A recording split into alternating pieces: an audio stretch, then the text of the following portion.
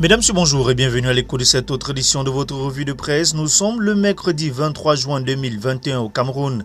Agence africaine du médicament Cameroun Tribune parle d'un engagement exemplaire. Reçu hier en audience par le Premier ministre Joseph John Gouté, l'envoyé spécial de la Commission de l'Union africaine, Michel Sidibé, a remercié le Cameroun d'avoir ratifié rapidement le traité portant création de cette structure continentale appelée à faciliter l'accès aux médicaments de qualité en Afrique. Mayo Bagno, l'offensive du RDPC, sous l'impulsion du ministre plénipotentiaire, ministre secrétaire général adjoint de la présidence de la République, Mohamedou Moustapha, des cartes d'adhésion étaient distribuées aux militants de 3 sections que compte ce département, rapporte l'Action.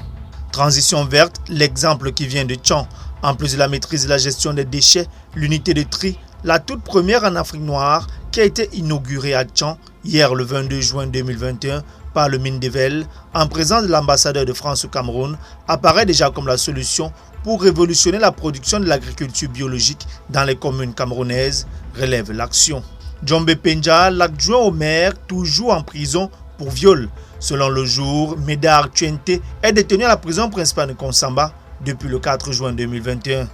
Transport ferroviaire, le train express lance le 1er juillet la session extraordinaire du comité interministériel des infrastructures ferroviaires et le comité du transport voyageurs tenu le 22 juin 2021 a abouti sur les résolutions fortes. Avec l'onction du chef de l'État, le train express prendra du service le 1er juillet prochain dans un confort haut de gamme, nous font savoir Génération Libre, l'Équation et Le Soir. Renforcement du système de santé, l'hôpital central de Yaoundé dispose d'un scanner flambant neuf. Ce mardi 22 juin, le ministre de la Santé publique, accompagné du représentant du programme des Nations Unies pour le développement PNUD et le directeur de l'hôpital central de Yaoundé, ont réceptionné un scanner flambant neuf de 64 barrettes et 128 pouces, nous informe EcoSanté.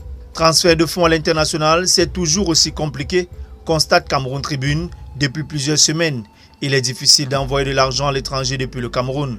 Entre autres explications de cette situation qui pénalise les acteurs de l'économie nationale, tant au niveau des banques que des agences de transfert, la rareté des devises et la configuration des plateformes dédiées. Post-Covid-19, les gouverneurs de la BAD réfléchissent sur la relance de l'économie. D'après le quotidien de l'économie, ils prennent part dès ce jour et ce jusqu'au 25 juin 2021 à leur 56e assemblée par visioconférence. Intervention entendue d'Alamine Ousmane Mey, ministre de l'économie, de la planification et de l'aménagement du territoire. Cameroun FMI, le programme d'ajustement structurel hypothèque, la SND 30, c'est la quintessence de la note rapide de politique économique publiée le 21 juin 2021 par le think tank gouvernemental Kamer Kapak, relate Repère. Mutation nous fait état plutôt d'un mariage forcé. Dans une note de conjoncture économique, le directeur exécutif de Kamer Cap, Barnabé Okuda, propose des pistes de cohabitation entre la stratégie nationale de développement et le nouveau programme avec le FMI. Pisciculture, le Cameroun veut créer des patrons du poisson. Objectif, limiter les importations qui se chiffrent à 100 milliards par an, mentionne Émergence.